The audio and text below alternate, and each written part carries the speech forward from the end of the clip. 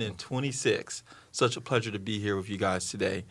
Before we begin today's show, we're going to introduce our guests, our co-host, not our guest, our co-host, Mr. Clinton James. Yes, this is Clinton James, your local real estate broker here in San Diego, and also your guest co-host for the Let's Talk About It show. It's Tuesday. Yes, we're taking over Tuesday.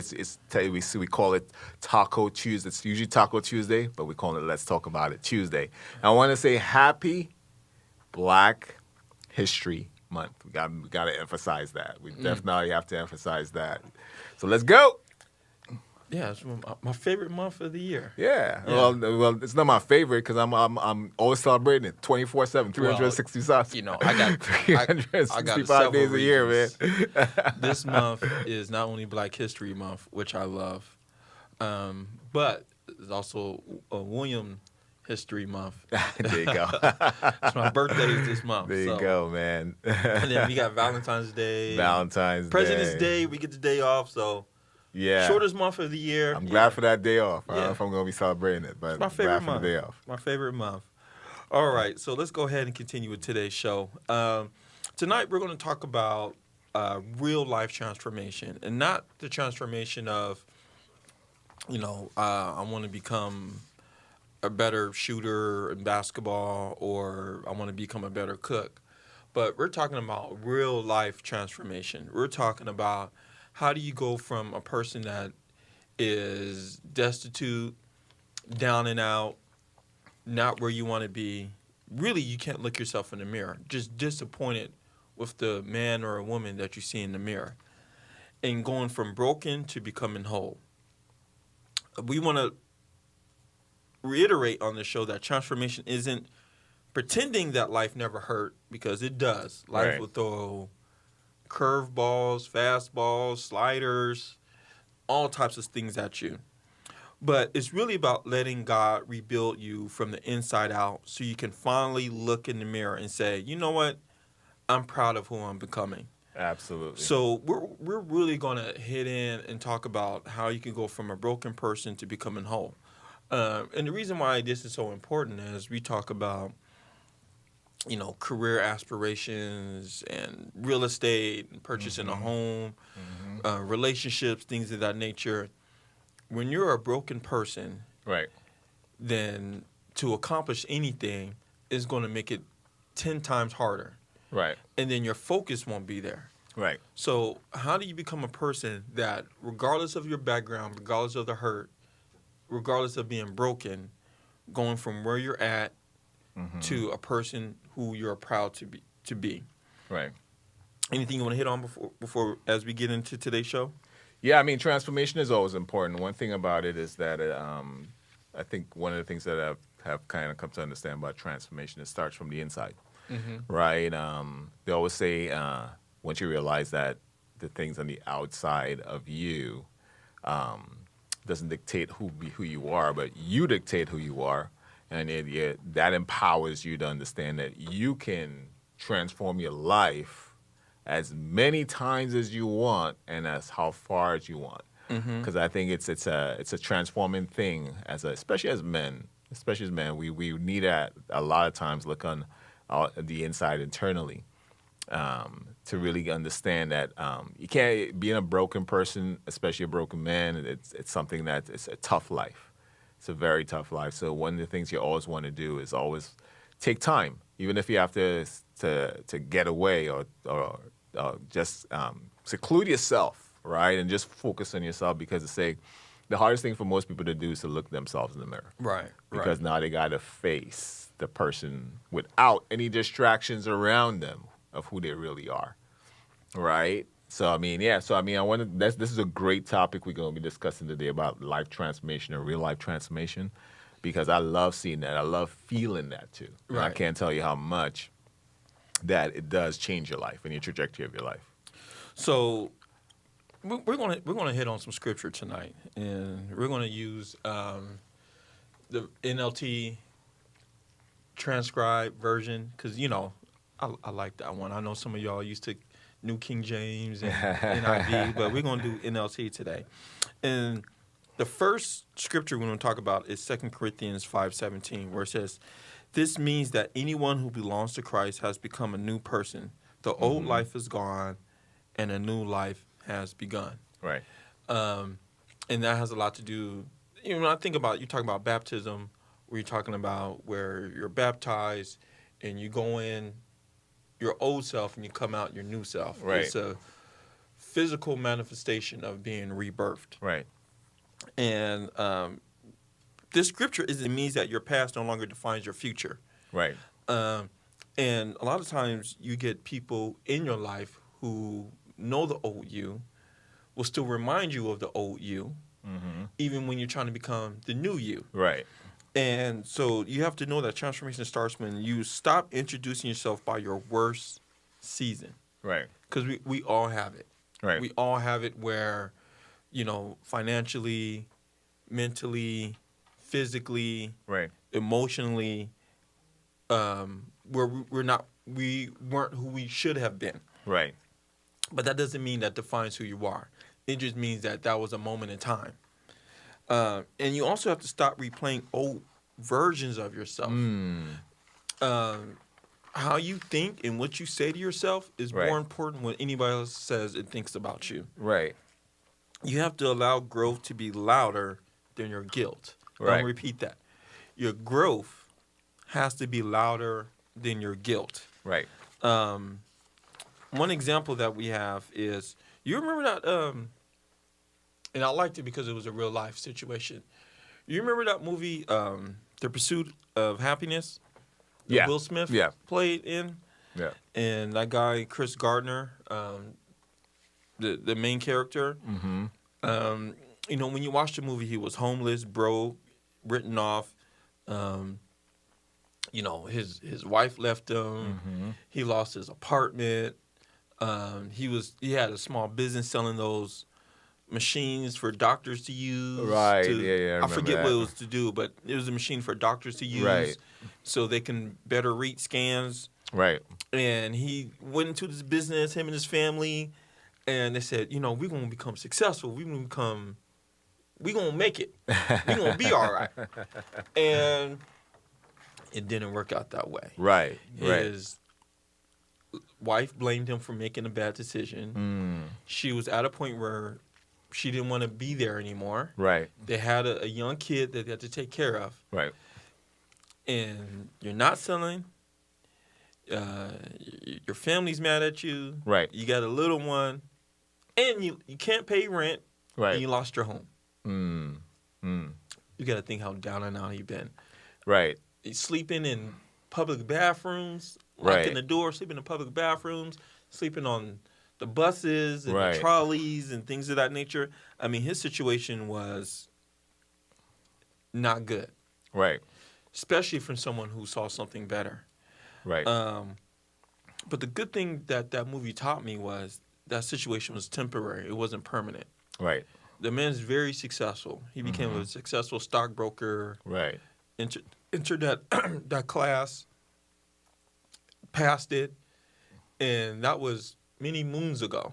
Right. Now imagine had he decided that this is who I am. I'm a mistake-ridden person.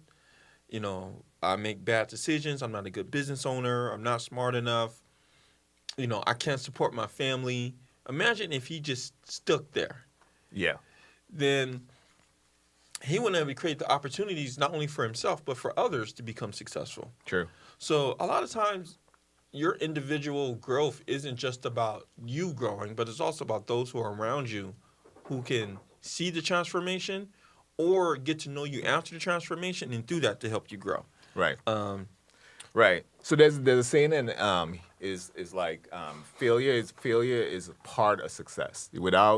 Without any type of failure in life, you can be successful. Right. Right. So you have to be able to fail first and learn from those failures. And that's something that they don't really teach us much because a lot of times what we always see, everybody is like the life of Facebook, the life of social media, where we always see the successes. Yeah. Now we have AI where we can be anybody we want now. So we always going to put on that good side. You know what I'm saying? Everybody, take my good side. You know what I'm saying? So You can put out, and I've learned this in real estate. Now there's a Take my good side. right. Take the good side. Take the good picture. Filters and all that. Filters, Yeah. all that stuff. So nothing wrong with that. And I'm not down in that. Everybody has a fantasy of themselves, right? But at the same time, too, in real estate now, there's this new legislation that came out because of AI, right? Because AI has now created where it almost looks as real. So you can put anything in any situation. You mean any like place. pictures? Yeah, pictures, videos, everything. You can be anything in AI. Like, I mean, the reality of it is so crazy, right? It's never had anything like that before. So you can take a picture and say, hey, add this and make it look real. And the more you get detail in AI, is the more reality you can put on it, right? And people are becoming very skilled at that. So Right. we're realizing that they have this new law where you have to now stamp or put a disclosure on any pictures that is posted online about a home, especially if you're putting it on the MLS, that it has been artificially enhanced, right? So you have to now do that, right? Because it's become so dangerous. Now, I believe there's a law that's going to come down pretty soon on AI that's going to say, hey, because you can put, it's kind of like this. I'm looking at Michael Jackson almost being alive today in so many different scenarios. And I'm Right. like, man, this is crazy. But at the same time, too, why I'm saying this is because, number one, is that you got to understand that that's why they call it artificially enhanced or artificial intelligence. It's not real, right? You still got to put in the hard work, which is the number one. Go through that process and that grinding, right? Because everybody wants a diamond to become a diamond until they realize how much pressure you got to put under, right? You know what I'm saying? So everybody wants to look at social media, become that diamond, Right. and take the easy path until they realize how much pressure they have to be under to Right. become that diamond, Right. right? So, but it's that pressure that is needed to actually become that rare individual, right? So failure is nothing but, and I tell people it's like this: failure and obstacles in life is nothing but an indicator that you've set a goal. That's all that is. Is that you set a goal and you're going after it. Like the same guy, Chris Gardner. I mean, he didn't really know what he wanted to do, right? He was trying out so many things, right? At the same time, too, it wasn't just a right away thing where he went you saw the process of him feeling to get to where he wanted, but he just wanted to be successful, Right. right? Because he could have given up, right, if he didn't get a chance. But that's the thing. You never know what opportunity is going to come, so you always got to be prepared. You have to go through those failures, and those failures are going to prepare you for the time when that opportunity comes. And now you can excel at that opportunity, right? Because there's so many things that you're downloading when you are going through the grind, when you are going through the process, when you are failing. You know what I'm saying? You're creating a mindset of, you're working the muscle of never giving up. So, Right. and we use a real life scenario, Okay. and then we also have a real life biblical scenario too, of transformation, the ultimate transformation, from Saul to Paul, Right. in the Bible. He was a Christian persecutor. He was hating for real. Right, he was. drinking all the haterade back then. He was. On Christians. And he was a feared and hated man until he saw the light. Right. And once he saw the true light, he became the Bible's greatest missionary, spreading the gospel, spreading the word of God. And, almost most of the New Testament that we see, he wrote. Right. So, and this fits perfectly because Chris Gardner's, the Sauls, even more Saul, where he definitely was a person that no one really aspires to be. Mm-hmm. Meaning, he became feared not because of his greatness, but because of his hatred. And that person doesn't live as a respected legend, but they looked at as someone who lives in infamy. Mm-hmm. And so the fact that he was able to turn that around and become a man of faith, a man of God. We read his word to this day and follow scripture that if you're not following what Paul wrote in a lot of his books that he wrote in the New Testament, that you're not walking the right line of God. Right. So that's just another proof that regardless of where you are at, even at no matter what age and stage you're at in your life, that you can still change it around. Right. So the question we have for the audience when you're listening is, who are you still judging yourself by? Your past self or your growing self? Another thing we want to talk about is the importance of faith from surviving and surrendering. This comes from Romans 12:2. Again, we're reading NLT, New Living Translation, where it says, "Don't copy the behavior and customs of this world, but let God transform you into a new person by changing the way you think." That one's difficult. And all this is difficult. But that one's difficult because you're used to customs, traditions, Right. a way of life, and most people do things based on examples that they see Right. from their family members, from their friends, from Right. those who they interact with.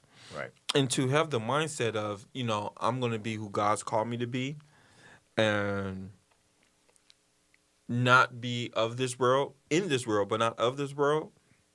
I mean, that really takes a lot of faith and fortitude. Transformation isn't just about prayer. It's about rewiring through patterns. From always being like this to I'm learning and healing. From reacting to responding from fear-based decisions to faith-based decisions.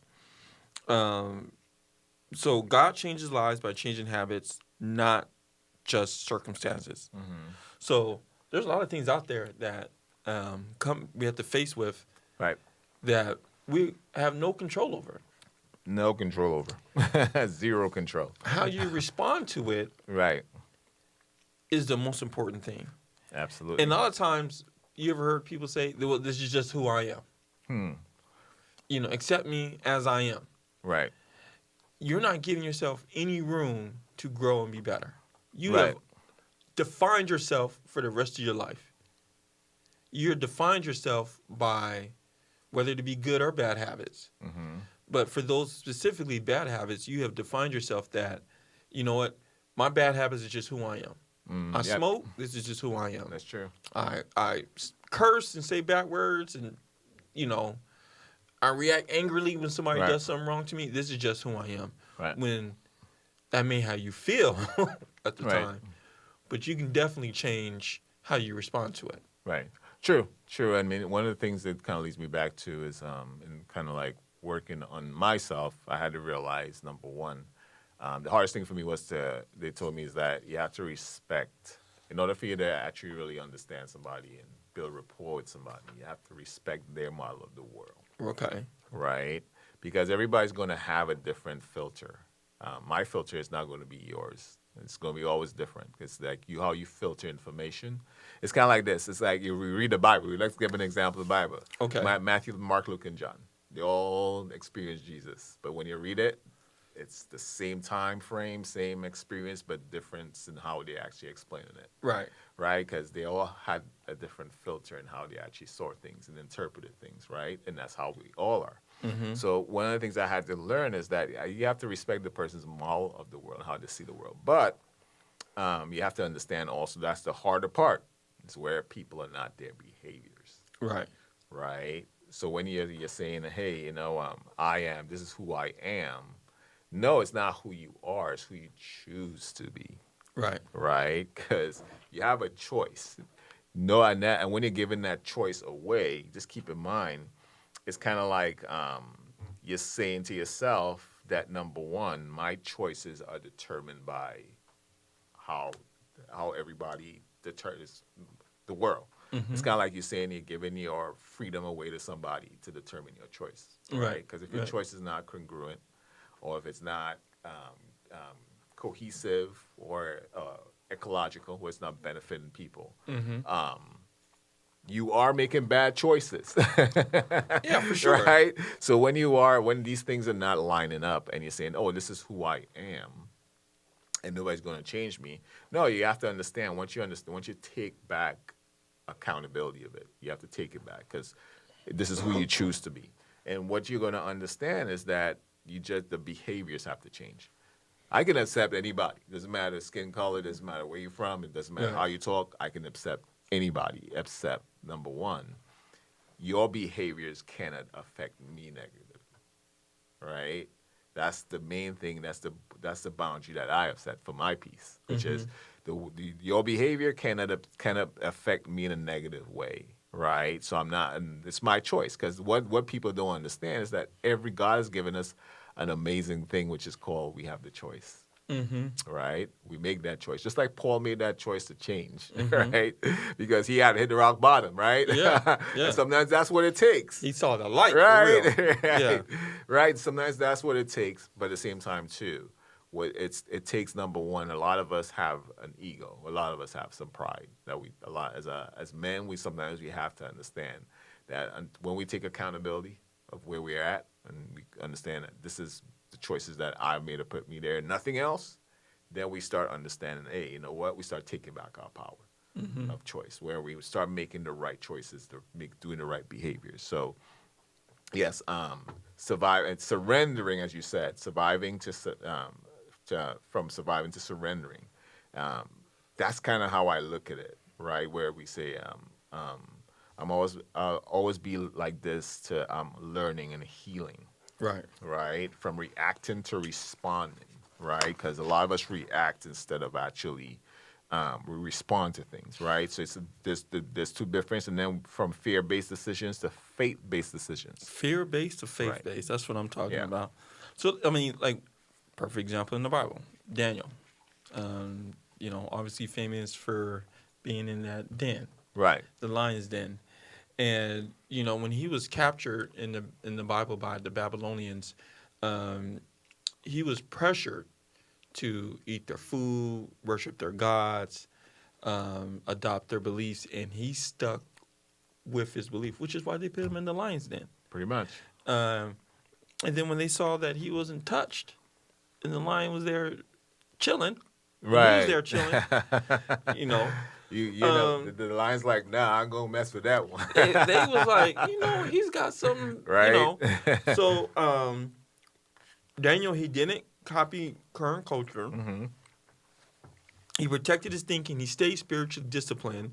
Right. He let God shape his identity. Just like when they were talking about eat this food, and he said, we're gonna see how we're gonna be versus how your other soldiers are gonna be. Right. And so when he was eating the the vegetables, right, and when he decided to eat that, he saw how much stronger and healthier he looked compared to those who weren't eating the quality of food that he was eating.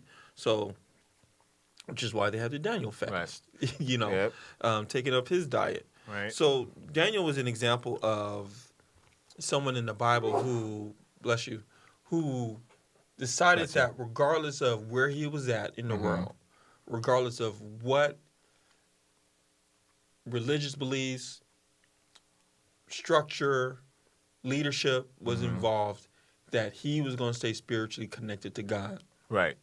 And because of that, God protected him. Right. So small changes compound into massive life shifts. God often transforms us daily, not dramatically. So just as a reminder, as we are making these changes, it's not something that you're going to change overnight. Right. Each day, work on getting 1% better. Pretty much 1% That's better, it. just a little bit. So. That's it, and celebrate those small wins. And I'll leave you with this this Proverbs from Proverbs 23:7. It says, "As a man thinks in his heart, so is he." Amen.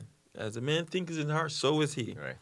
So, and on to things about like emotional and mental healing. We're gonna go to Psalms, Psalms 34:18. And it says, "The Lord is close to the brokenhearted. He rescues those whose spirits are crushed." Ain't that a good God? Right. I mean, it's That's not just when it's God. the good times that God is with you. Right. It's when your spirit is broken, you're down and out.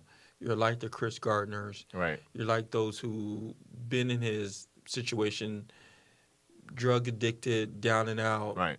hit rock bottom, and God is with you. Right. Being broken doesn't disqualify you; it positions you for your healing. Right. You know, what's that term? You got to do your step back for your comeback. Right. Was it something Right. like that? Right. Um, so what healing looks like for individuals who decide that they want to get better is setting boundaries, truly asking for help. And Right. let me talk about the importance of truly asking for help. So I'm seeing situations where I've talked to people and they're in a bad spot, Right. mentally, emotionally, and they didn't ask for help. Right. Um, there's a particular situation I became aware of that this person was not eating right. Mm. This person was not sleeping right. Right. And this person was stressing. Mm. And when they finally was talking to someone that was trying to help them, they were asking, basically, how did you get here to this point? Right. And they said that they don't like asking for help. That they didn't like asking for help. And that person explained to them, well, anyone who's done anything worthwhile in his life have always asked for help, even Right. when they didn't want it, or even if they didn't want to ask. No successful individual has not asked for help from somebody. Anyone who tells you that they did Right. it on their own is not true. Right. Now, you did it on your own when it comes to your motivation. You did it on your own when it came to your vision. You did it on your own when it came to your decision on this is what I'm going to do. Right. But you didn't do it on your own with all the knowledge because there will always be more that you don't know that you do know. Right. So the moment that you understand that is the moment you can start asking for help. Right. So, and then also too, and this is a problem I'm working with too, is saying no without guilt too. Right. I heard Warren Buffett say he says no way more than he says yes. Right. And I think that's great because the reason why he was such a great investor is because he wasn't distracted by a lot of different things. Right. He was honed in. He was focused on being where he wanted to be. He called it the strike zone. Right. So, baseball great Ted Williams, Right. he had a book about hitting, and he talked about the strike zone. And Ted Williams is known as the greatest base hitter of all time. Right. I personally like Tony Gwynn, but, that's just me being from San Diego. But he talks about the reason why he was such a great hitter is because he only hit pitches from a certain area strike zone. Everything else he did not swing at. So you have to limit all the things you say yes to because once you say yes to certain, that gives you commitment to do something that you may not have the time, energy to do. Right. The wherewithal to do. So saying no without guilt means you're protecting yourself. Right. Someone asks you to go someplace where you know you shouldn't go, Right. say no. Right. Someone asks you to do a task that you know you're not capable of doing or you don't have time to do or you can't do to the best of your ability, Right. say no. And a lot of times people feel guilty because they say no because they feel like they're letting the person that asked them down. Right. Right. But that's not the intent in mind. And a lot of times you have to be clear on your intent. Is my intent isn't just to say no. It's because I have to be honed in and focused on what I'm doing. Right. So choosing peace over chaos, Right. that's important. Right. And then we can go, that's a whole day's topic right there. Choosing Right. peace over chaos. Right. Making sure that when you do respond to someone who does something you don't like, Right. responding in a way that provides peace Right. and not destruction. Right. So, Yeah, those healing. I mean, and this is what as you put it here, healing. This is what healing looks like. Absolutely, because I mean, and once you start working on yourself and you start like looking introspectively about how you make decisions and the results of the decisions of the past, like you mentioned some about the past, and to say the past can't bring you anywhere new in the future. No. Thinking on the past, right? So once you understand that, and you start understanding that the tough times from your past gauge how you actually create the present so that you can have a better future, right? So setting boundaries is very, very important. One of those things is that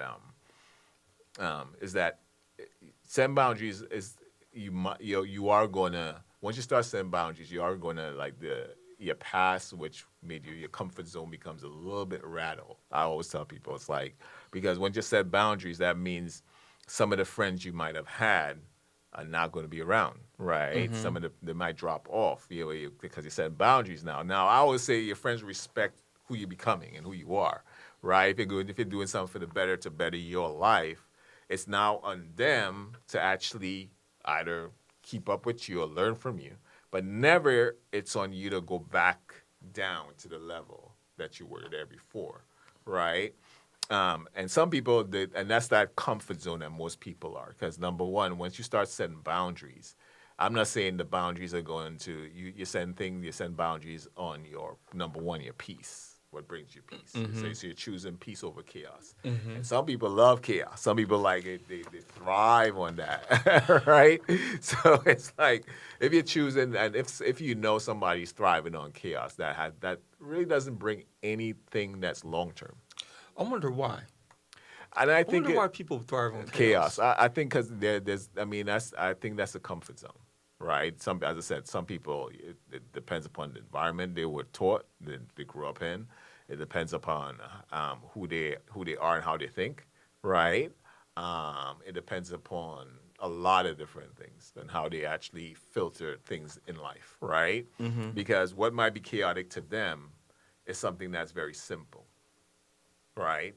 You can look at it and say 1 + 1 is 2, right? But they would look at it and say 1 + 1 - 2 equals, and they go all the way around before they get the answer. They are going to get the answer, but they create all this action within Right. it. So they get the attention they need, they get all the things that they need to actually get it done, and that's how they thrive, right?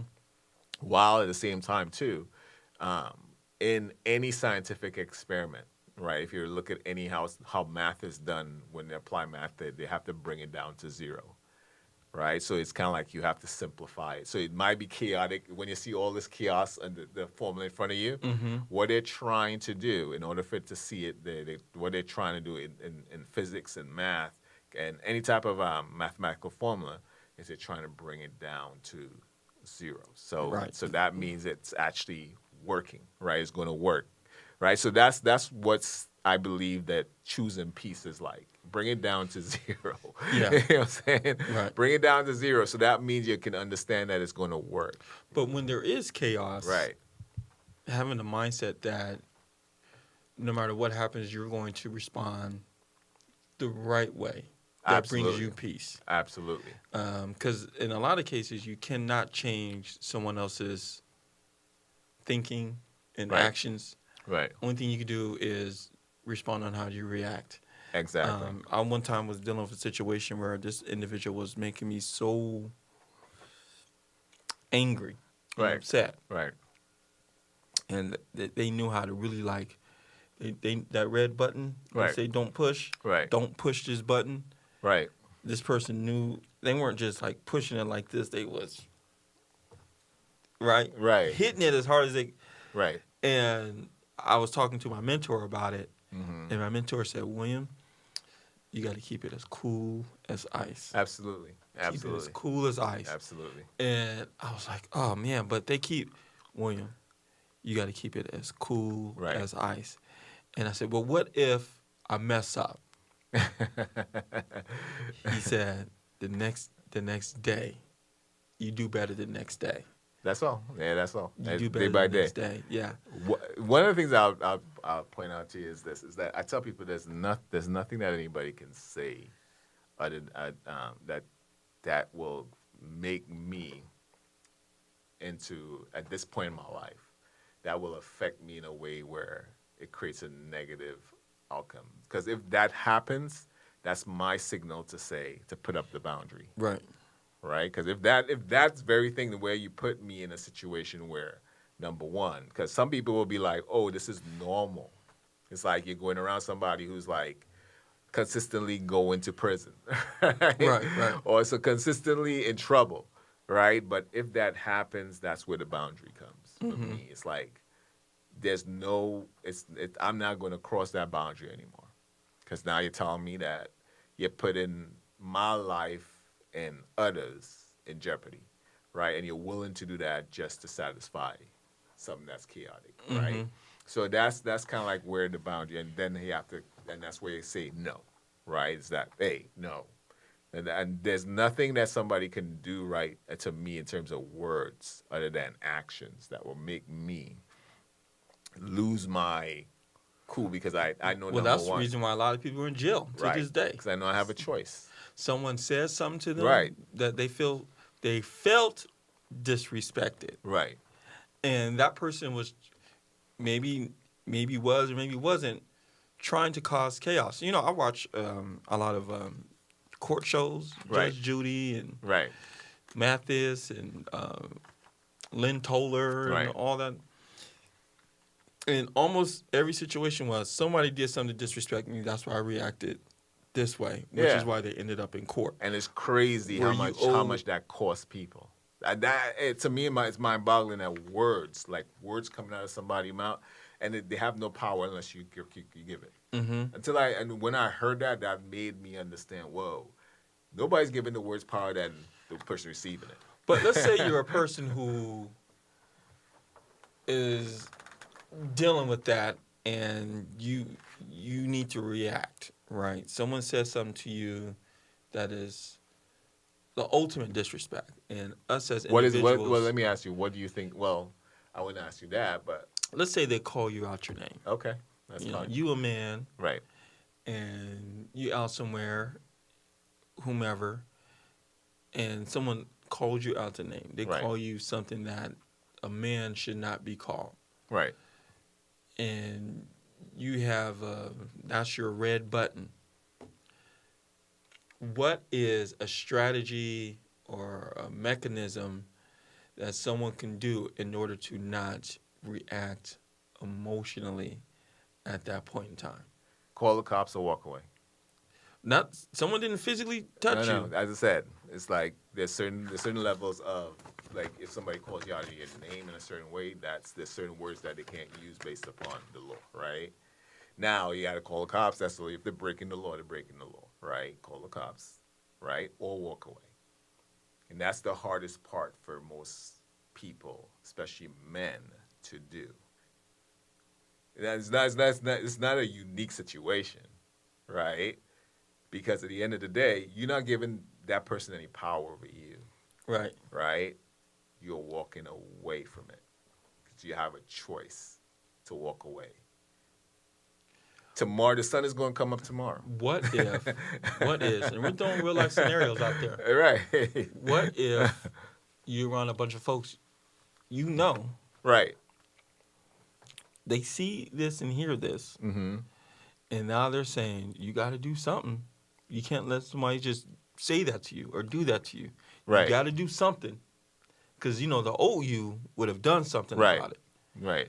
The new you wants to do something about it. Right. And you tell them what?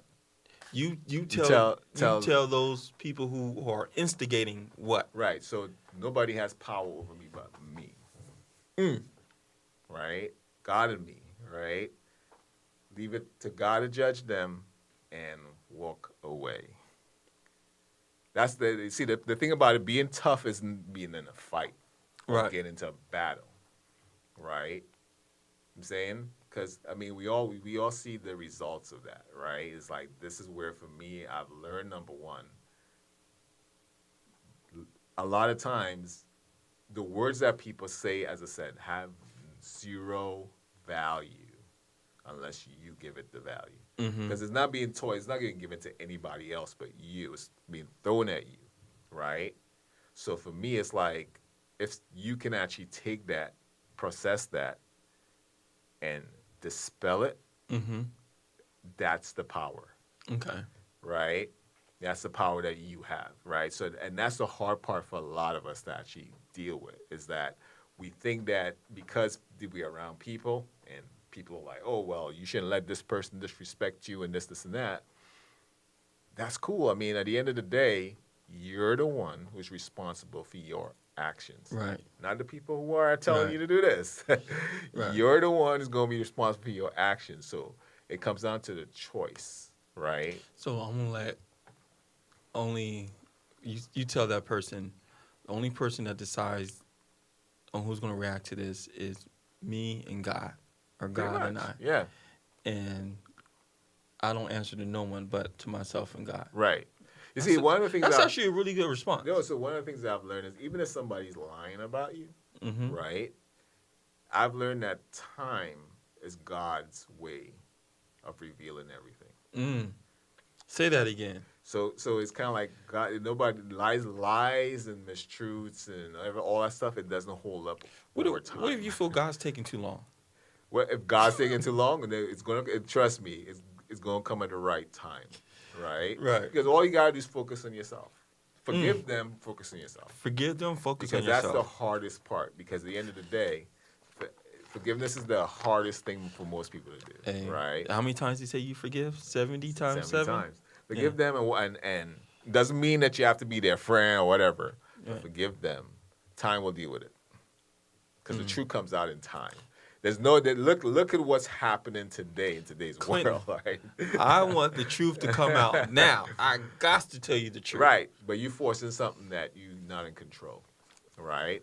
You're gonna focus on something that you're gonna fight. Where it's kind of like this: shift the energy. Like you can put a lot of energy into trying to expose somebody or bettering yourself. Which one would you choose? Well, you got to bet on yourself. No, better like Oh, improving you got to yourself. better yourself. Yeah, better yourself. Yeah. Yeah. So I mean, of course, I'm selfish. I'm going to be as selfish as I can with my energy. Mm-hmm. Because I don't have it to waste. Like, I mean, why am I going to waste my energy on trying to prove somebody wrong? Or try to find out some. That's a waste. You know, it's energy, like your time that God has blessed you with on this earth, you wasting it to actually try to figure it out. No, focus. And for me, it's like focus on myself. Like, let me take that energy and better myself. Okay. Right? Yeah. Well, you heard it from Clinton himself. You know. Hey, it takes some time to get to that point. But you know, you're right, because like my mentor told me, I said, "What if I mess up?" He said, "Tomorrow," and that I felt like that wasn't giving me permission to react the way I wanted to react, but it allowed myself to forgive myself for the way I reacted. Right. And a lot of times we have to forgive ourselves too.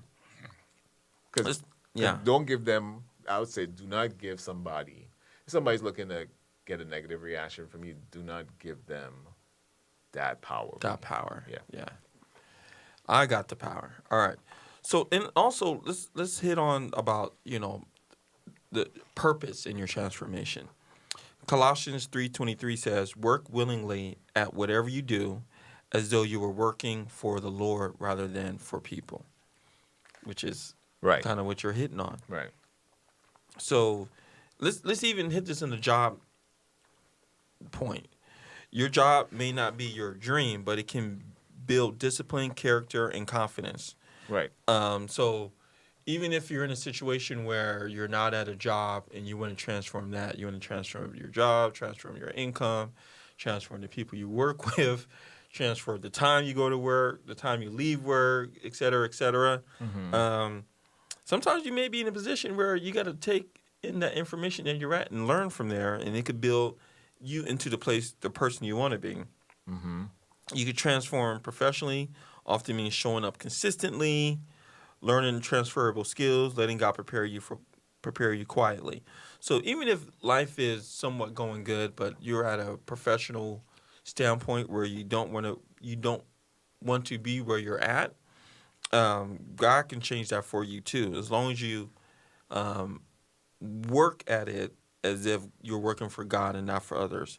So even in suffering, purpose changes how we endure and grow. Right. And we'll say that one more time. even in suffering. Right. Purpose changes how we endure and grow. Right. God doesn't waste seasons. We do when we stop learning. Right. Right. I mean, and that's the thing. One of the things that I always repeat is the great Dr. Niles Monroe. Right. Miles Monroe. Well, I said late great The Dr. late, Niles great, yes. Monroe. And I like where he him. said, "Where purpose is unknown, abuse is inevitable." Right. So and the thing about it is that from what you realize is that there's so many people who don't understand or know their purpose. So that's why they are actually abnormally using themselves. I actually or have abusing themselves, or abusing others. I actually have a belief about purpose that so many disagree with. I think purpose is that whatever is in front of you at that current moment, you do it to your best of your ability. Yeah. I think it's more than just God's called me to be this great leader of people, although that might really be your.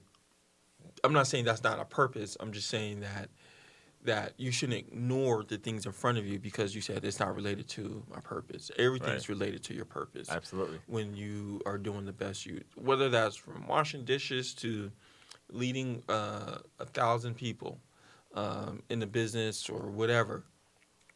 On the military front, Right. it's about being the best version of yourself at that moment. Absolutely. And doing the very best job you can do Right.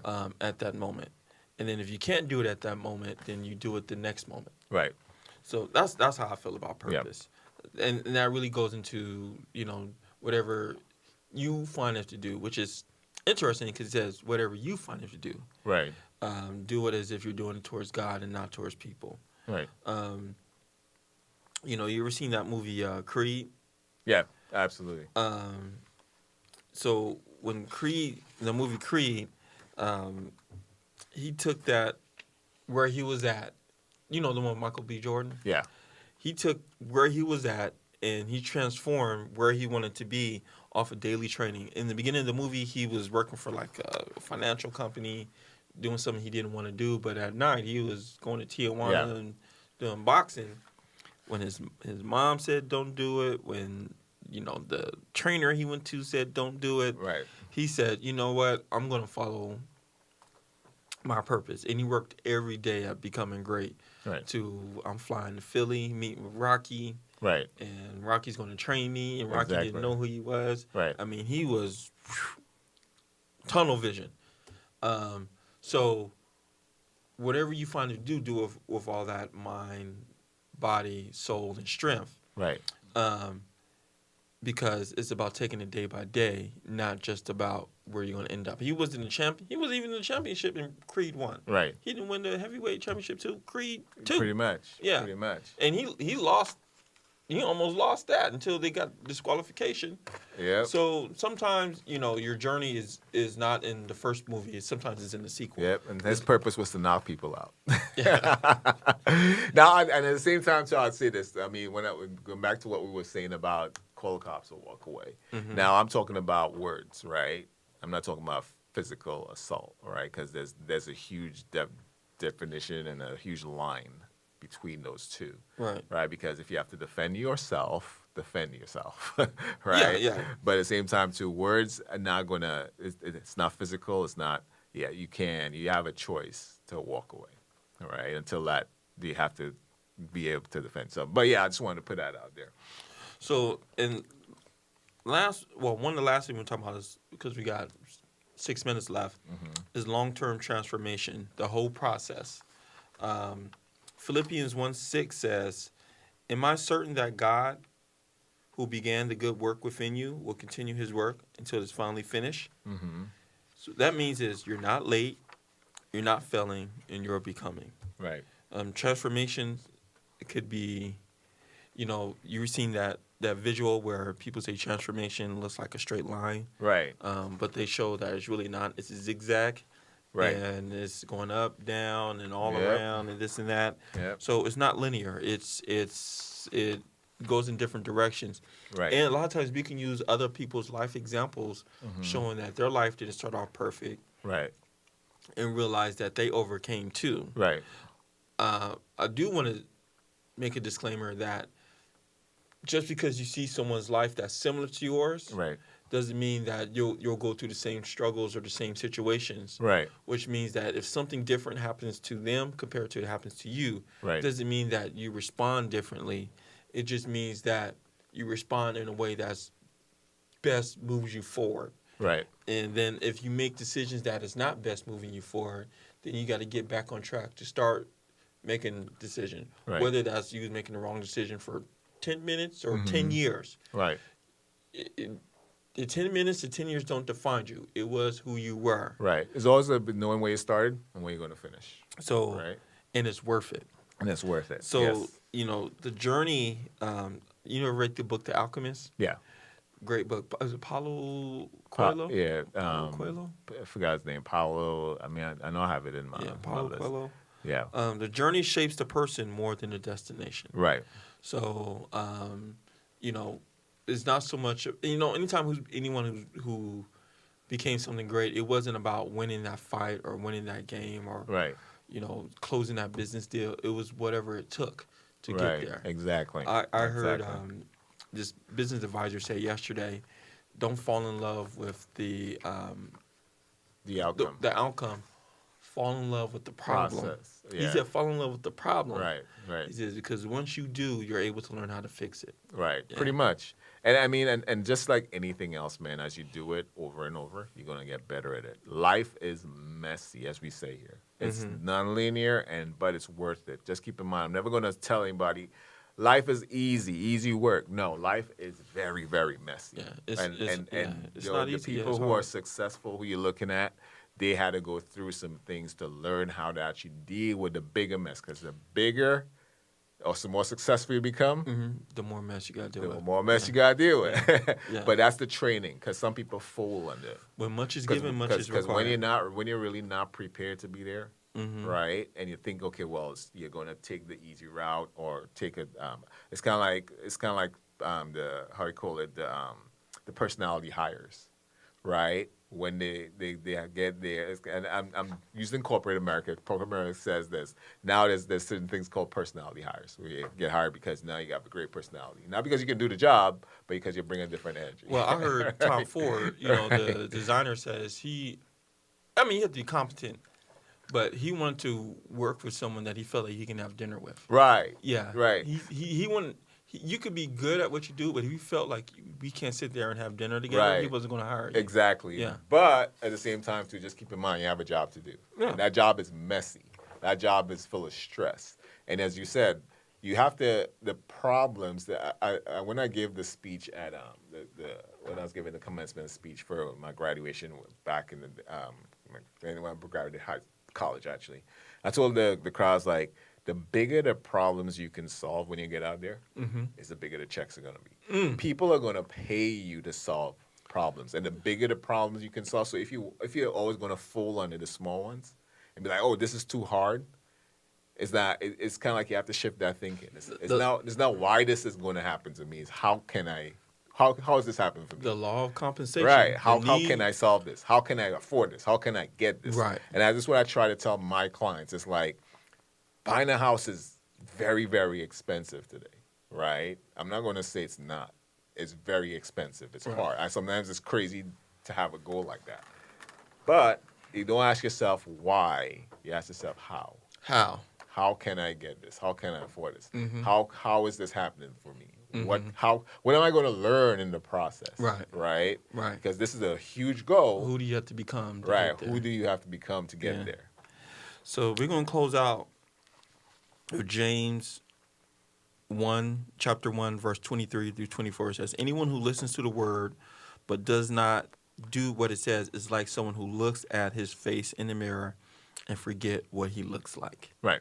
So, it's important that you see yourself daily, you work on these things daily, you meditate, you read, you pray on word and scripture, so you can make sure that it transforms you to the person that you intend to be, and Right.